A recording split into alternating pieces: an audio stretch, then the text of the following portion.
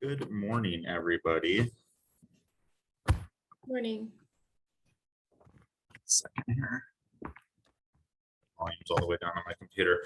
All right, we'll go ahead and get started here this morning just with a quick progress and then kind of outline what to expect coming up here next week as we progress into some future phases and open what's currently going on. So that being said, last week, the installation of the sidewalk on the east side of Howard was completed. You will notice that that is completed mostly up into the intersection of Howard and Ashland, but they did not get all the way up there because once they get that intersection done, there's a little bit of work that needs to be done, and they just need to wait to get that intersection put in before they finish the rest of that sidewalk. So I know they did put down some heavy gravel in that area with some mats that you can walk on just to get across that section. And that'll likely stay that way for a couple of weeks until we get to the point where we're pouring the road back on the current phase of Ashland that is being worked on. They also did complete the storm sewer installation on Ashland. We got the temporary seed mulch down on the Justice Center side prior to that open house. And that was everything that got completed last week. This week, they're working on finishing the planter bed and seat walls on the east side of Howard. In fact, I believe they got all of that finished yesterday. They're installing some water main connections and the yard hydrants at the intersection of Ashland and Howard. And again, I believe they got that all done yesterday. They're going to wrap up the sidewalk work on Howard.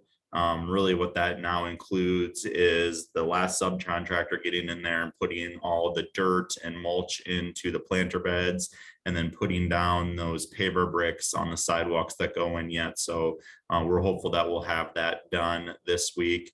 Depending on what goes on with the rain, they can start doing some subgrade prep work on Ashland between First and Howard.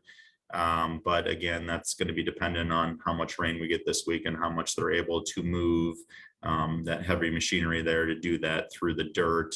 And then we should also get street lights installed on Howard. If that does not get done this week, that'll be pushed to the early part of next week. So then going into next week, which is probably going to be a pretty big week for a lot of people here. One of the things that will happen right away next week is we'll get the pavement markings, the street signage, and if the light poles haven't been done, get those done on Howard Street. We'll hopefully get the sidewalk and street on Howard opened by July 14th. In fact, I'm a little confident that that probably will happen a couple days even before that. We're trying to kind of adjust how we do our final walkthrough on that. Maybe get ahead of a few things so we can get a lot of those cleanup items done. But by July 14th, which is next Thursday, that block of Howard will be reopened to traffic. We're still going to have the intersection of Howard and Ashland closed. So you're going to have to, for people who are parking in on that Howard, they're going to have to get to the end there and just kind of do a turnaround and then get back out. That's similar to what we did on Salem when we had the intersection of Salem and Howard closed as well. We had some signage up there originally for that. In the end, everybody seemed to kind of know what they needed to do and the signage wasn't necessary. So that seemed to work pretty well last time, and we'll continue with that. And then on next week, Ashland from Howard to B Street. Now, we did say initially we thought that would be on Monday morning, that would be closed. We're likely going to be doing that now on Wednesday, July 13th. So for everybody on that corridor, you'll get a few more days with the road open, but they did give us a hard date on Wednesday, July 13th that morning when they will close that down all the way up to B Street. One thing to note on that, if everybody recalls last year when Salem was closed up to B Street, that's kind of there in front of where West Hill and Salem connection is up there. That intersection of B Street and Salem had to be closed because they needed to cross that intersection to get a water main connection done. They will do that same thing on Ashland and B Street, but they're going to wait a few weeks before they close that intersection down. So next Wednesday, they'll close it down, keep that intersection of Ashland and B Street open for a few weeks at least. And then when they need to get in there to get that pavement out so they can make that water main connection is when they will close that intersection down, get the connection made, and then hopefully get that intersection re-poured and open back up sooner than everything else. So we'll communicate that out when that's going to happen, but just something we wanted to note on that. So ahead of that closure on July 13th, there's a lot of work that the city needs to do. I think our Parks and Rec department was out this morning as I was coming in, starting to remove some assets out of there, including the benches, garbage cans, and all of that. That's kind of one step in it. We've got to get our roads department in there to get out any street signage that's in there. We have to wait, obviously, to get street signage out until the roads close, but that is something that will come that Wednesday morning. And then our subcontractors will get in there. They'll start getting light poles out. All the traffic control and detour signage will go up ahead of that. And then that pedestrian fence will go up. They did indicate to us yesterday that once that is shut down on Wednesday the 13th, they're likely going to start moving pretty fast on getting the road removed. So I would expect at the tail end of next week, there's going to be a couple days where everybody's going to have to deal with the road removal. And for anybody who's been a part of that, it does get a little bit noisy and annoying, but their intention is to get that out ASAP quickly to kind of limit that disruption, but it does take a little bit of work as that road is really thick through there. So just be expecting that at the tail end of next week.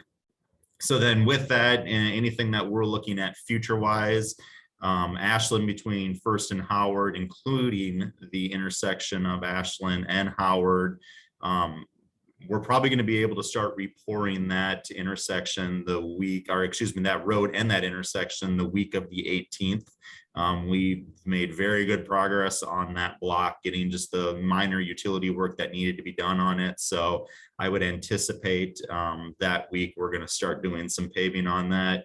Once that paving gets done and the curb gets done and they're able to get those pavers in, which typically takes a couple of weeks, I would imagine by the first week of August, we're starting to tear out sidewalks and get those re-poured. And then hopefully, by mid to late August, we're getting that block reopened, including the intersection of Howard and Ashland, and then just continuing to go continuing to go west through all of that and get everything open. So, again, as long as weather cooperates and as long as we don't find anything too crazy when we start removing sidewalks, we're pretty confident that we should progress pretty quickly through these phases. When I say quickly, I mean, we're not going to be in a scenario where we were last year where it takes until December 31st to get everything back open. So I think we're pretty confident that that date's going to improve immensely and that hopefully everything is done, by, I would say, about mid-November. But we've mentioned this a couple times. We are going to open up blocks as they become available and done to kind of help everybody out through this. And the other thing we did this year, and I know everybody on Ashland and Howard has gone through this, is to do those pre-construction surveys to see what's underneath the sidewalk, get into people's basements and try to get ahead of some of the bigger issues that we noticed from that standpoint. I know we had one business on Ashland where we had some pretty big window wells that we identified, and we've been working with that business owner to get those addressed before we get into this phase. And that's going to probably save us, a good week to 2 weeks, maybe even 3 weeks on construction timeline when we're able to get ahead of those, because we don't have to pause things and wait for things to get done. We can get that done ahead of time. So again, I'm very confident that we'll get everything done quickly on Ashland this year. But with that, I think I've caught everything that was on our list. And if there's anything else to add, Brenda, let me know. Otherwise, happy to answer any questions if anybody has them. Nope, that's what I had from our notes. Hey, Charlie, this is Brandy. I was just curious, do they work Monday through Friday, or do they also work on weekends? Really depends. Typically, they're all union employees, so they've got to balance things with that. But Monday through Friday is typical. However, if they run into some weather in a particular week, they may work on a Saturday just to try to keep ahead if they've had to take a few days off. But everything perfect, they're just mainly Monday through Friday. But you know, and again, if it all depends on how things have gone. If they need to get ahead and start working Saturdays, they will do it. Okay, thank you.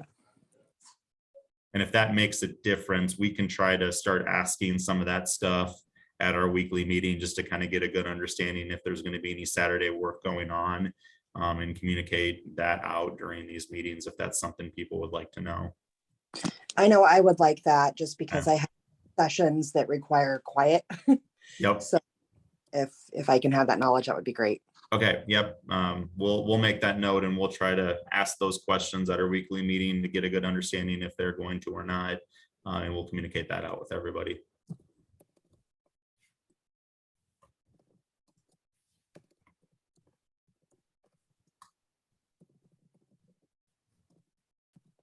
Anything else?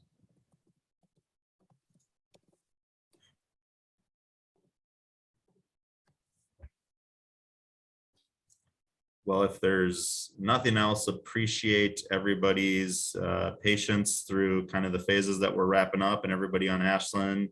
Appreciate everybody's understanding and patience through that.